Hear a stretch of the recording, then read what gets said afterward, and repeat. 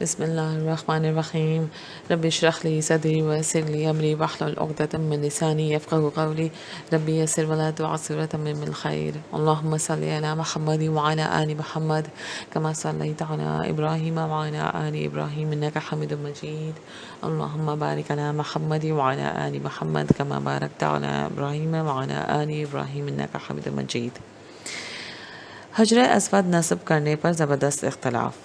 قریش نے بڑے جوش و خروش سے اصل بنیادوں پر کعبہ کی عصر نو تعمیر کا آغاز کیا تھا۔ ہر قبیلہ اپنے اپنے حصے کی تعمیر میں مگن ہو گیا۔ تعمیر کرتے کرتے جب وہ اتنی بلندی پر پہنچ گئے جہاں حجر اسود نصب کرنا تھا تو ان میں اس بات پر شدید اختلاف پیدا ہو گیا کہ حجر اسود کو اس کے مقام پر کون نصب کرے گا۔ ہر قبیلہ چاہتا تھا کہ حجر اسود کو اس کی جگہ پر نصب کرنے کا اعزاز صرف اسی کو حاصل ہو۔ بنو عبد مناف اور بنو زہرہ جن کے حصے میں کعبے کے دروازے والی سمت آئی تھی، انہوں نے کہا کہ حجر اسود ہماری طرف کے حصے میں آتا ہے۔ بنو تیم اور بنو مخزوم جو حجر اسود اور رکن یمانی کا درمیانی حصہ تعمیر کر رہے تھے بولے حجر اسود ہمارے رخ پر ہے، اس لیے یہ عظیم کام ہم ہی انجام دیں گے۔ یہ سن کر باقی قبیلوں کے لوگ کہنے لگے تعمیر کعبہ کا جو کام ہمارے حصے میں آیا ہے اس میں حجر اسود تھا ہی نہیں۔ بات بہت بڑھ گئی، تعمیری کام رک گیا، حتیٰ کہ وہ ایک دوسرے کے خلاف جنگ کے لیے تیار ہو گئے۔ ہر قبیلے نے باہم لڑنے مرنے کی قسم کھائی۔ بنو عبد الدار خون سے لبریز پیالہ لے آئے۔ انہوں نے بنو عدی بن کعب کے ساتھ مل کر اس خون میں اپنے ہاتھ ڈبوئے اور کٹ مرنے کا عہد کیا۔ اسی بنا پر ان کا لقب خون چاٹنے والے پڑ گیا۔ حجر اسود کی اہمیت و فضیلت۔ قریش کے مذکورہ جھگڑے کی بنیادی وجہ حجر اسود کی بے انتہا اہمیت اور فضیلت تھی، جس سے وہ بخوبی آگاہ تھے۔ سیدنا علی رضی اللہ تعالیٰ عنہ سے روایت ہے کہ جب ابراہیم علیہ السلام اور ان کے بیٹے اسماعیل علیہ السلام اللہ تعالیٰ کے حکم سے کعبے کی تعمیر کرتے کرتے حجر اسود کی جگہ تک پہنچ گئے تو ابراہیم علیہ السلام نے اپنے بیٹے سے کہا کہ ایک موزوں پتھر ڈھونڈ کر لاؤ۔ وہ پتھر ڈھونڈنے چلے گئے، واپس آئے تو دیکھا کہ حجر اسود کو اس کی جگہ پر نصب کیا جا چکا ہے۔ انہوں نے اپنے والد محترم سے پوچھا ابا جان یہ پتھر آپ کو کس نے لا کر دیا ہے؟ ابراہیم علیہ السلام نے فرمایا اسے وہ لائے ہیں جو تمہاری تعمیر کے محتاج نہیں، اسے جبریل علیہ السلام آسمان سے لائے ہیں۔ حضرت عبداللہ بن عباس رضی اللہ تعالیٰ عنہ سے روایت ہے کہ رسول اللہ صلی اللہ علیہ وسلم نے فرمایا حجر اسود جنت سے اترا تھا اور دودھ سے زیادہ سفید تھا، بنی آدم کی خطاؤں نے اسے سیاہ کر دیا۔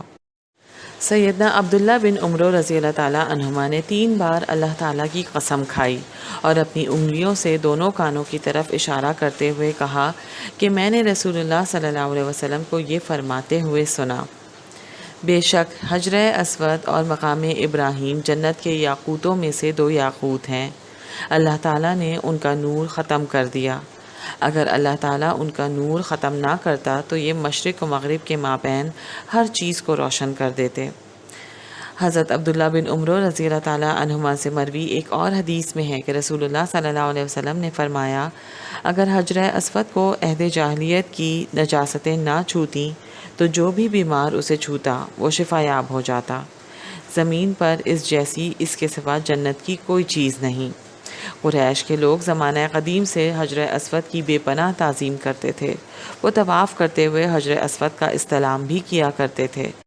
اسلام نے بھی یہ عمل احسن انداز میں جاری رکھا، چنانچہ طواف کا آغاز حجر اسود کے استلام سے ہوتا ہے اور ہر چکر میں اس کا استلام کیا جاتا ہے۔ نیز طواف کا اختتام بھی حجر اسود پر ہوتا ہے۔ استلام کی اہمیت ابن عمر رضی اللہ تعالیٰ عنہما کی اس روایت سے واضح ہوتی ہے۔ نبی اکرم صلی اللہ علیہ وسلم نے فرمایا بلا شبہ رکن یمانی اور حجر اسود کو چھونے سے گناہ خوب جھڑتے ہیں۔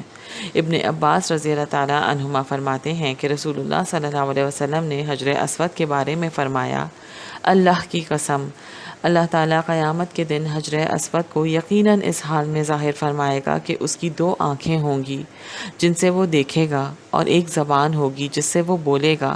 وہ ہر اس شخص کے لیے گواہی دے گا جس نے اللہ کی رضا کے لیے ایمان کے ساتھ اس کا استلام کیا ہوگا۔ حجر اسود کے استلام سے مراد یہ ہے کہ اسے چھوا جائے اور بوسہ دیا جائے۔ اگر بھیڑ ہو اور یہ ممکن نہ ہو تو اسے ہاتھ سے چھو کر ہاتھ کو بوسہ دیا جائے۔ اگر یہ بھی ممکن نہ ہو تو کسی لاٹھی وغیرہ سے چھو کر اسے بوسہ دے دیا جائے۔ اگر ایسا کرنا بھی ممکن نہ ہو تو محض اس کی طرف اشارہ کر دینے ہی سے استلام ہو جائے گا، جو کہ آج کل یہی پاسبلٹی صرف نظر آتی ہے، خاص طور سے ہم عورتوں کے لیے، کیونکہ رش اتنا زیادہ ہوتا ہے اور زیادہ تر مرد طواف کر رہے ہوتے ہیں خانہ کعبہ کے قریب، تو ہمارے لیے بہتر یہی ہوتا ہے کہ ہم دور سے ہی استلام کر لیں۔ حجر اسود کی اہمیت و فضیلت میں اس وجہ سے بھی مزید اضافہ ہو گیا کہ خود نبی اکرم صلی اللہ علیہ وسلم کی دست مبارک اس پر لگے اور آپ صلی اللہ علیہ وسلم نے اسے بوسہ دیا۔ امیر المومنین سیدنا عمر رضی اللہ تعالیٰ عنہ سے روایت ہے کہ انہوں نے حجر اسود کو بوسہ دیا اور کہا، بلا شبہ میں جانتا ہوں کہ تو ایک پتھر ہے، تو نقصان پہنچا سکتا ہے نہ نفع دے سکتا ہے۔ اگر میں نے اللہ کے رسول صلی اللہ علیہ وسلم کو تجھے بوسہ دیتے ہوئے نہ دیکھا ہوتا تو میں تجھے بوسہ نہ دیتا۔ قریش حجر اسود کے فضائل اتنی تفصیل کے ساتھ تو نہیں جانتے تھے، لیکن انہیں اس کی زبردست فضیلت کا احساس بڑی شدت سے تھا۔ اس لیے ان کا کوئی قبیلہ حجر اسود کو اس کی جگہ پر نصب کرنے کے غیر معمولی اعزاز و افتخار سے دستبردار ہونے کو تیار نہ تھا۔ وہ حجر اسود نصب کرنے کے اعزاز کی خاطر ایک دوسرے کو مرنے مارنے پر تل گئے تھے، اس لیے کہ وہ سمجھتے تھے کہ جو بھی یہ اعزاز حاصل کرے گا وہ رہتی دنیا تک کے لیے شرف و مجد کا تاج پہن لے گا۔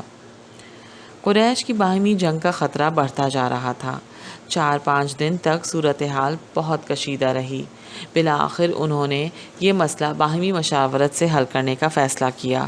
اس مقصد کے لیے وہ مسجد الحرام میں جمع ہو گئے۔ ابو امیہ بن مغیرہ قریش میں سب سے عمر رسیدہ اور دانا سردار تھا۔ یہ ام المومنین ام سلمہ رضی اللہ تعالیٰ عنہا کا والد تھا۔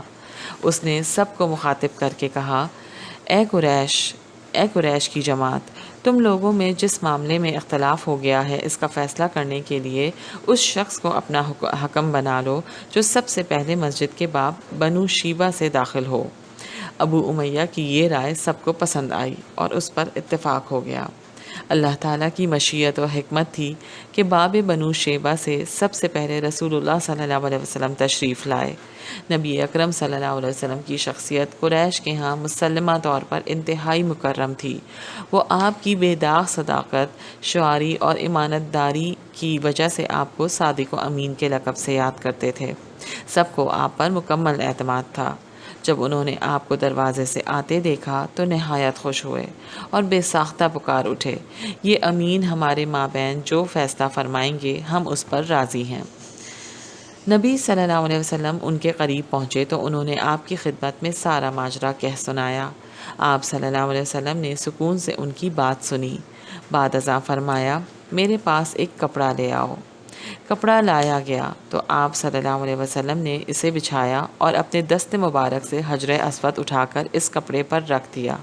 پھر فرمایا، ہر قبیلہ کا نمائندہ کپڑے کا ایک ایک کنارہ تھام لے، پھر سب مل کر اسے اٹھاؤ۔ بنو عبد مناف سے عتبہ بن ربیعہ نے، بنو اسد سے زمع بن اسود بن مطلب نے، بنو مخزوم سے ابو حذیفہ بن مغیرہ نے اور بنو سہم سے قیس بن عدی نے ایک ایک کنارہ پکڑ لیا، پھر وہ اسے اٹھا کر اس کی جگہ تک لے آئے۔ اب نبی اکرم صلی اللہ علیہ وسلم نے حجر اسود کو اپنے دست مبارک سے اٹھایا اور اس کی جگہ نصب کر دیا، پھر اس سے آگے کی تعمیر کا کام جاری ہوا۔ یہ واقعہ نبی اکرم صلی اللہ علیہ وسلم کی فراست اور عظمت و رفعت کی روشن دلیل ہے۔ اللہ تعالیٰ نے حجر اسود کو اس کی جگہ نصب کرنے کے لیے آپ صلی اللہ علیہ وسلم کی ذات بابرکت کا انتخاب فرمایا، کیونکہ اس عظیم کام کے سب سے زیادہ اہل آپ ہی تھے۔ یوں حجر اسود ایسے مقدس اور مبارک ہاتھوں سے اپنے ٹھکانے پر رکھا گیا جنہوں نے کبھی کسی کو ذرہ بھر تکلیف نہیں پہنچائی تھی۔ نبی اکرم صلی اللہ علیہ وسلم نے اس اعزاز میں باقی سب قبائل کو بھی شریک فرمایا۔ آپ کے اس دانشمندانہ فیصلے سے نہ صرف فتنہ و فساد کی آگ بجھی اور جنگ کا خطرہ ٹلا، بلکہ سب نے اس خوبصورت مدبرانہ فیصلے کو سراہا۔ حجر اسود کی تنصیب کے موقع پر ایک اجنبی شخص سامنے آیا۔ اس نے ایک بزرگ کا روپ دھار رکھا تھا۔ وہ ایک پتھر اٹھا کر نبی اکرم صلی اللہ علیہ وسلم کو دینے لگا تاکہ آپ اس کے ساتھ حجر اسود کو مضبوطی سے اس کی جگہ پر جما دیں۔ سیدنا عباس رضی اللہ تعالیٰ عنہ نے اسے روک دیا اور اس ضرورت کے لیے خود ایک پتھر لے کر نبی اکرم صلی اللہ علیہ وسلم کے حوالے کیا۔ اس پیر فردود کو بہت غصہ آیا۔ اس وقت نبی اکرم صلی اللہ علیہ وسلم نے فرمایا، ہمارے ساتھ بیت اللہ کی تعمیر میں صرف وہی شخص شریک ہوگا جو ہم قریش میں سے ہو۔ یہ سن کر وہ بوڑھا طیش میں آ گیا۔ اس نے قریش کو آپ کے خلاف بھڑکانے کی غرض سے کہا، اصحاب شرف، عقل مند، عمر رسیدہ اور مالدار لوگوں پر تعجب ہے۔ انہوں نے ایسے شخص پر اعتماد کیا ہے جو ان سے عمر میں بہت چھوٹا ہے اور مال و دولت کے لحاظ سے بھی کم تر ہے۔ انہوں نے اپنے اہم ترین کام اور پناہ گاہ کی تعمیر کے معاملے میں اسے اس طرح اپنا سردار مان لیا ہے گویا یہ سب اس کے نوکر ہیں۔ اللہ کی قسم، یہ انہیں مختلف ٹکڑوں میں تقسیم کر ڈالے گا۔ اس بزرگ شخص کی اس بات پر کسی نے کان نہ دھرا۔ یہ ساری شر انگیزی ابلیس کی تھی جو ناکام ہو گئی اور اسے شدید مایوسی اور نامرادی کا سامنا کرنا پڑا۔ قریش مکہ نے بیت اللہ کی عصر نو تعمیر کے لیے جو حلال مال جمع کیا تھا وہ کم پڑ گیا۔ انہوں نے فیصلہ کیا کہ کعبے کو حضرت ابراہیم علیہ السلام کی رکھی ہوئی بنیادوں پر اسی حد تک تعمیر کیا جائے جتنا سامان ان کے پاس موجود ہے۔ چنانچہ انہوں نے کعبہ مشرفہ کے شمالی رخ سے تقریباً 6 ہاتھ اور ایک بالش جگہ نئی تعمیر کی حدود سے باہر رہنے دی۔ اس حصے پر ایک چھوٹی سی گول دیوار بنا دی گئی تاکہ لوگ اس کے پیچھے سے طواف کریں۔ یہ ٹکڑا حجر اور حتیم کہلاتا ہے۔ انہوں نے کعبے کی بلندی 18 ہاتھ رکھی جبکہ اس سے پہلے یہ بلندی 9 ہاتھ تھی۔ اندر چھت کے لیے 2 صفوں میں 6 ستون کھڑے کیے۔ حتیم سے لے کر حجر اسود اور رکن یمانی والی جانب تک ہر صف میں 3 ستون تھے۔ لکڑی کی ہموار چھت ڈالی گئی جبکہ پہلے چھت نہیں تھی۔ چھت پر چڑھنے کے لیے رکن شامی کی اندرونی جانب لکڑی کی سیڑھی بنائی گئی۔ چھت، دیواروں اور ستونوں کو خوب آراستہ کیا گیا۔ نصارہ کے دستور کے مطابق ستونوں پر نبیوں، فرشتوں اور درختوں کی تصویریں بھی بنائی گئیں۔ بیت اللہ کا ایک دروازہ بنایا گیا۔ اسے زمین سے بلند رکھا گیا تاکہ سیلاب کا پانی اندر نہ جانے پائے۔ کعبہ میں داخلہ سیڑھی کے ذریعے سے ہو اور صرف وہی شخص داخل ہو جسے وہ اجازت دیں، جبکہ اس سے پہلے زمین کے برابر 2 دروازوں کی جگہ چھوڑی گئی تھی۔ ایک پرنالہ بھی بنایا گیا جس کا رخ حتیم کی جانب رکھا۔ غلاف کعبہ کا اہتمام۔ قریش نے کعبہ کی تعمیر مکمل کرنے کے بعد اس پر دھاری دار یمنی چادروں کا غلاف چڑھایا۔ اس سے پہلے کعبہ پر قبطی کپڑے کا غلاف چڑھایا جاتا تھا۔ یہ ایک سفید کپڑا تھا جو مصر میں تیار ہوتا تھا۔ تعمیر نو کے بعد کعبہ پر دھاری دار یمنی چادروں ہی کا غلاف چڑھایا جاتا رہا۔ بعد ازاں ریشمی غلاف چڑھایا جانے لگا۔ تعمیر کعبہ کے سلسلے میں رسول اللہ صلی اللہ علیہ وسلم کی آرزو۔ نبی اکرم صلی اللہ علیہ وسلم قریش کی تعمیر کعبہ سے مکمل طور پر مطمئن نہیں تھے۔ اس کی چند وجوہات تھیں۔ نمبر 1، قریش نے حلال مال کم پڑ جانے کی وجہ سے کعبہ کی اصل بنیادوں میں سے خاصا بڑا حصہ ویسے ہی چھوڑ دیا اور کعبے کا رقبہ کم کر دیا۔ نمبر 2، قریش نے کعبہ کا ایک ہی دروازہ رکھا۔ نمبر 3، کعبہ کا دروازہ اونچا کر دیا تاکہ صرف وہی شخص داخل ہو سکے جسے وہ اجازت دیں۔ یوں قریش نے کعبہ کو ابراہیم علیہ السلام کی پوری بنیادوں پر تعمیر نہیں کیا تھا۔ نبی اکرم صلی اللہ علیہ وسلم کی دلی خواہش تھی کہ کعبہ کو ابراہیم علیہ السلام ہی کی ڈالی گئی پوری بنیادوں پر تعمیر کیا جائے۔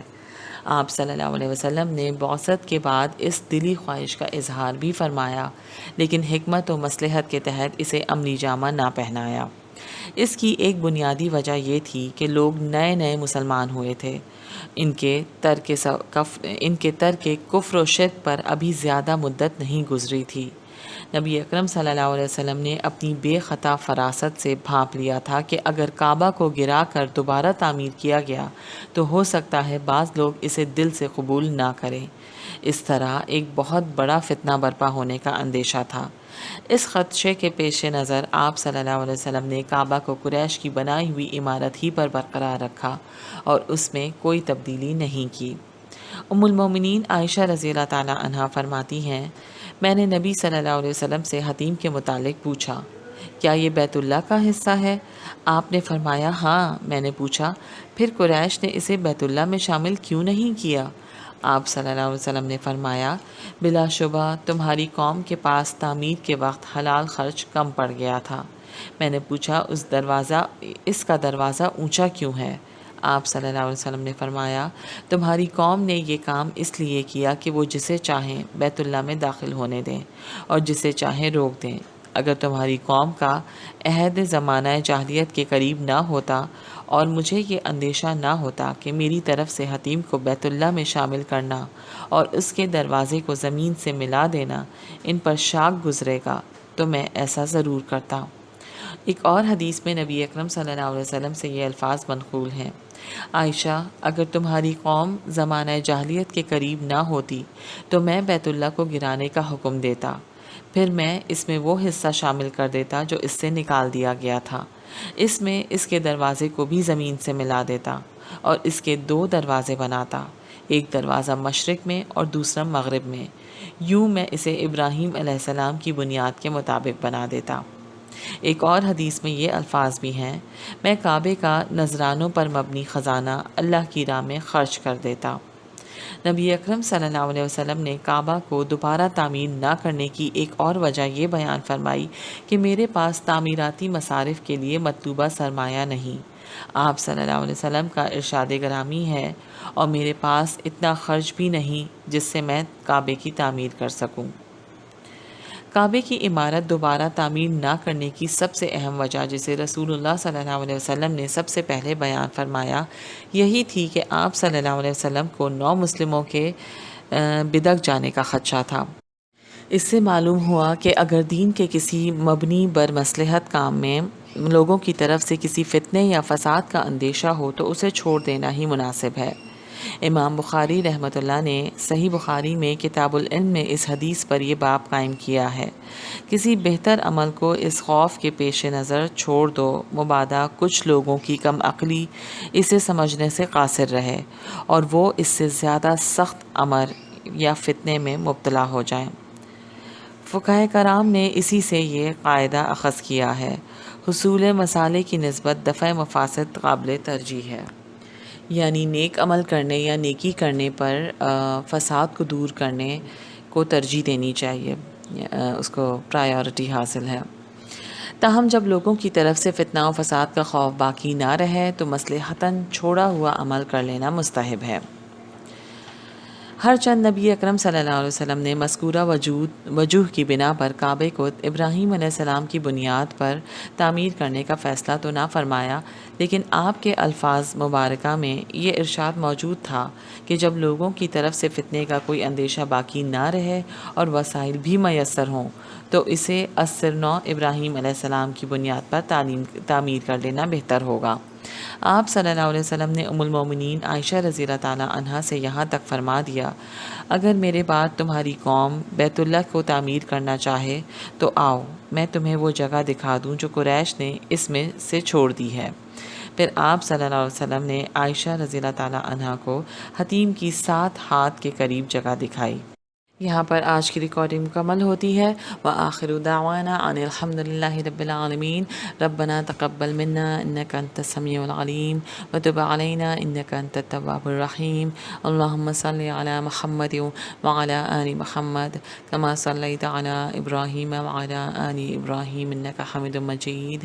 اللہم بارک علی محمد وعلی آل محمد کما بارکت علی ابراہیم وعلی آل ابراہیم انک حمید مجید۔ السلام علیکم ورحمۃ اللہ وبرکاتہ۔